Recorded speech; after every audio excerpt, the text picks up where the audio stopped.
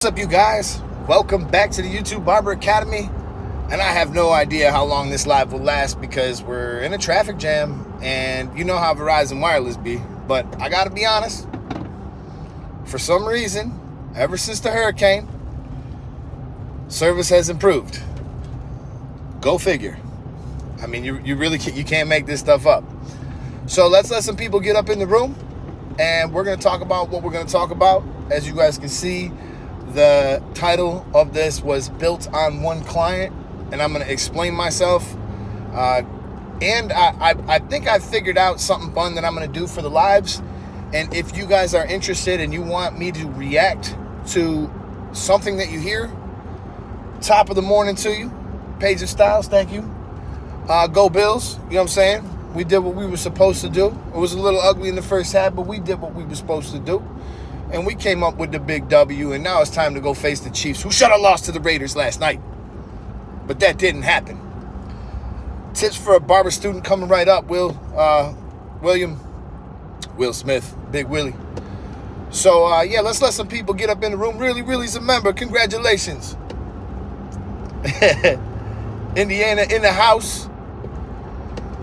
And, the Colts didn't look all that bad. Big T.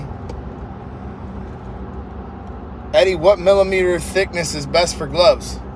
Man, that's a good question. But I got to say, the Elegance gloves are pretty good. And if I had to guess, I'd say they're probably like 7 millimeters thick.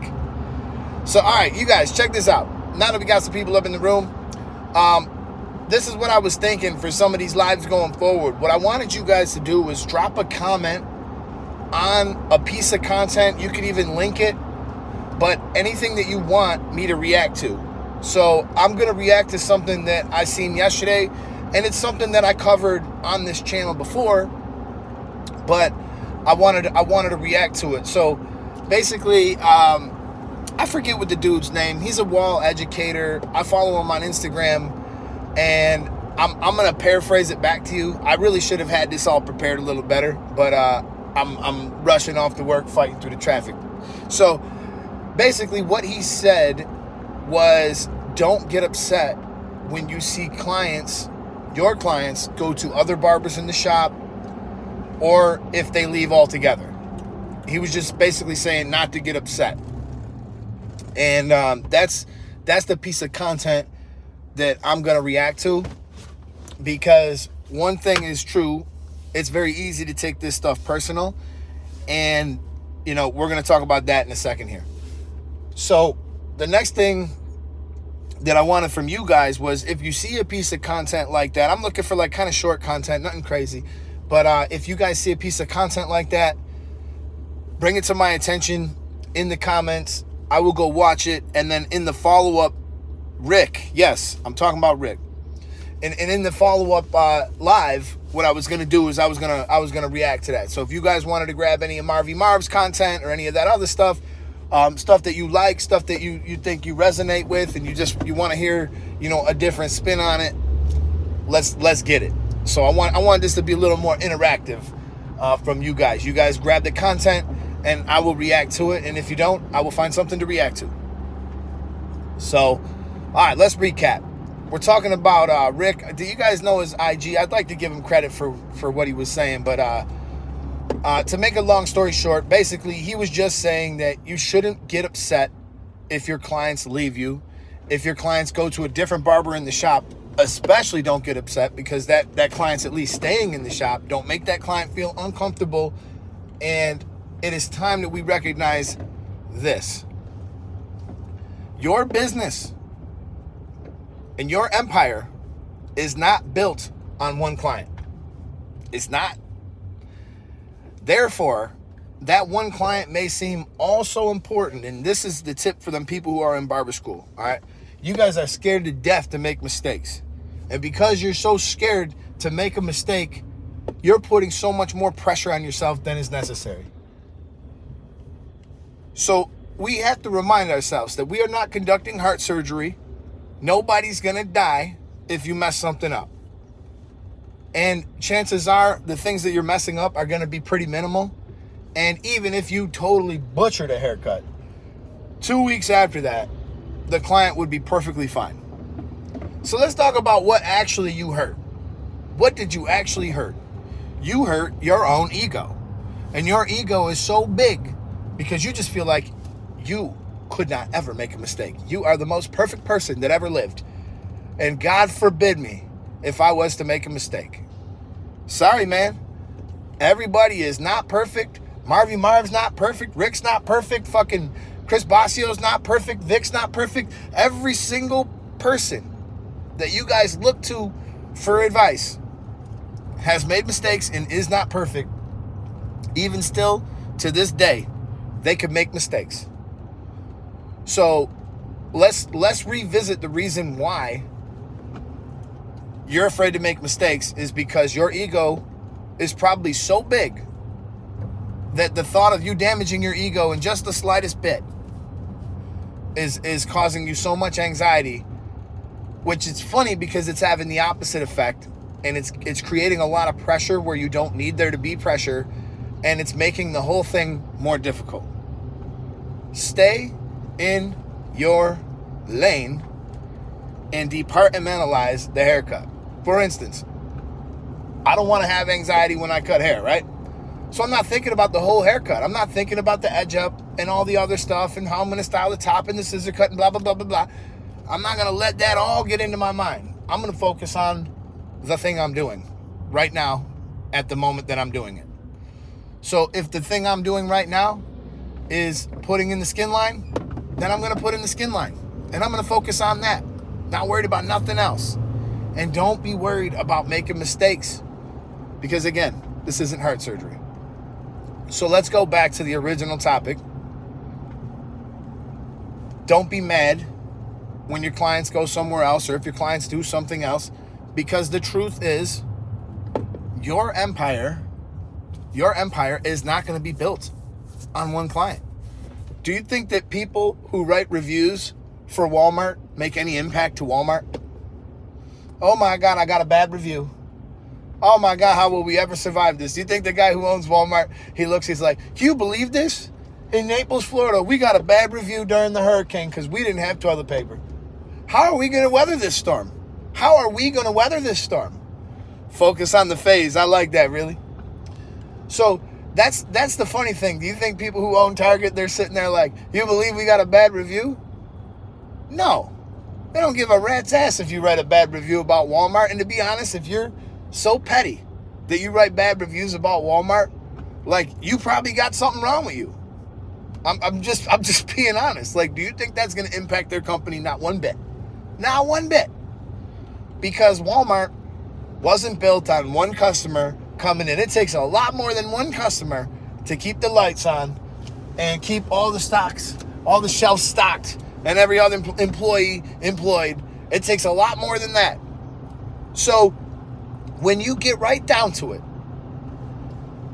you upset a client, they go to somebody else. Even if they go so far as to get vindictive and tell people about it that they know and spread the information, maybe even make a post online and write a 1-star review. Everybody thinks they know so many people. But the truth is, their circle is tiny. There's so many people who don't know them. They think they have this great big influence, but the truth is, they ain't got shit. They ain't got shit. So all the things that you're really worried about, that Joe, who knows fucking 3 people that he plays golf with, is going to talk bad about you and your bad haircut, who cares? Watch out, vehicle on. So if something like this happens, client starts going to somebody else in the shop, the best advice I could give you, if you really want to succeed in barbering, this is the best piece of advice I can give you, new barbers, and anybody. Go ahead, take a stab at it before I tell you, before I spill the beans. What's the best piece of advice you've ever heard when it relates to barbering? What's the best piece of advice you've ever heard? Because I think the best piece of advice I ever heard, it came from a book. I don't remember which book. I'm constantly listening to books. But the best piece of advice I ever heard was to treat it like you own it. Treat the shop like you already own it. Put yourself in that position mentally. You already own it. So when that client walks in and he goes to somebody else, that's good for you as an owner. That's money in your pocket. That's somebody getting taken care of. That's a barber who's eating for you. So at the end of the day, that client's got to stay in that shop. It doesn't matter who they go to. So you will greet them at the door, preferably by name, because names are like gold. We already know this. You're going to ask them about their life, just like nothing happened. And you're going to thank them when they leave. And you know what's funny? When you do that enough, everybody who visits the shop gets to know you super good and gets a good feeling when they walk in and out of the shop, a feeling like they're home and they're somewhere that they can't get this experience anywhere else. They're not going to walk into Supercuts and be greeted by name, remember their life, ask them about the things that are important to them, remember whose team they follow and what they do for a living. They're not going to remember all that stuff at Supercuts. They don't give a shit. Supercuts has 11 minutes to finish a haircut. Ask me how I know. I don't know if it's still like that, but when I was there, the maximum amount of time I could spend with a client was 11 minutes. Smart. It actually is kind of smart, though, when you think about it, because what that does is that stops you from being able to foster relationships with your clients. It stops you from being able to produce an extremely great quality, which means that client's probably not going to stay with you anyways, and they'll go to anybody in the shop, and it creates a very cookie cutter like experience. The people who own Supercuts are not stupid. They make more money than pretty much every shop. Pretty much every shop. And William says, only worry about your chair. That's all you can control. Don't get caught up in the shop drama. Best advice I got. I like that. That's good advice. That's a gem right there, he says. That's a gem right there. Absolutely. You know, and he's basically like, if I'm understanding what he's saying right, and I agree with it, is we really can't worry about things that are beyond our control because you have no control over them anyways. So there's really no great point in getting yourself worked up and worrying about it. You know, but the other thing about worrying only about your chair, the only thing that concerns me about saying that is just, I want you guys to still treat it like you own it. Not to say I want you to get caught up in no shop drama. None of that shit should matter to you. You shouldn't be involved in no shop drama. But if you're still treating that shop like you own it, you clean it like you own it, you change your garbage like you own it, you wipe down your counters so they don't look like a fucking slob or a pig lives here, you make sure that all your stuff is clean, all your stuff is neat. That's the things that are in your control that you can do. If you're sitting on your ass and you ain't got no clients and your station's a mess, what are you doing? What are you doing? Like, for real. Just take a look at what you could do to kind of improve your space a little bit. Bring a little bit of respect to what you're doing. Bring a little bit of respect to yourself, a little bit of self-respect, and make it something that's a little bit better than what you currently have. Then maybe start utilizing your downtime, right? So these are the type of things that I wanted to react to. Let me know if you guys are feeling the content. I appreciate it. He said, is Campbellsville School of Barbering in Kentucky a good school? He said, Big T says, do your best, forget the rest. I like that, man. I like that. So I'm just going to ask you guys before I sign off here today. I don't know if you guys seen the video I just released, cheat codes. That one's out. It's actually doing pretty good. A couple of different cheat codes from like how to not cut your fingers, all this other stuff. The members know. I don't know if you guys, as members, if you guys seen the hurricane video. I believe I opened it up to you guys. If you guys seen the hurricane video, but the members are getting, they get a lot more content than just the regular subscribers, because there's just certain pieces of content that are not going to perform well. And the other thing that happened is the Fort Worth Barber Supply code is active. So if you guys use the code Eddie10, you will save 10% off of your entire order on anything. So I thought that was kind of crazy. The Andis Revite review is also done. The members have it. I will release it to you guys probably like tomorrow or so. So shout out to Steve-O for doing a great job on the thumbnails as always. You know, he's the man around here. He does that. And before I sign off, man, I'm just going to ask you guys to be thinking about me, be thinking about these lives. And if you see a piece of content that really resonates with you, please just head to my live and drop a comment about it. Maybe drop a link on how I can find it, or share it with me in some way, shape, or form. There's an email address in the link. It says business inquiry, but you guys can share it there as well. That way I could review that piece of content, and then I'll come live and we'll react to it. We'll break it down. We'll dissect it. We'll try to pull what we can out of it. And even if it's something you disagree with, like, I mean, that'd be fun too. So I'm all for that. So yeah, man, I'm gonna be working on a lot of content. Pretty soon I'm gonna start releasing it to some of the regular subscribers, but we got some stuff that's just sitting in the hole. If you want to be a member, there is a link to become a member. We have over 50 members now, which is dope, and I can't believe it. So I hope I'm doing a good enough job for you guys in the membership side of things. But that hurricane kind of set me back a little bit and things like that. I mean, really, it was an amazingly crazy experience, like exciting in ways, but like it's pretty devastating too. Like, so people are really in a bit of a there's a lot of problems here. Like, Naples, Florida has like zero housing, and this was before the storm. Like, there is no apartments. There's nothing affordable that somebody could rent. You can forget about moving here or living here at all now. And people who just lost their houses, I don't know what they're going to do. They have nowhere to go. There's no housing. And the other thing that happened was a lot of people lost their vehicles. I'm talking thousands of vehicles gone. And they don't have enough vehicles here for people to drive. And there's rental companies, Enterprise and Hertz, right? Their entire lots both got flooded. So supposedly they're sending some rental cars down. But yeah, man, people are really hurting over this, man. So, you know, prayers go out to them. So I hope you guys enjoyed this live. I'm gonna keep fighting my way through this traffic to get to work. And leave me a comment if you find some content that you like, that you want to see me react to. And I'm gonna leave it right here. All right. Oh, hold up. I'm going to read Wavy's.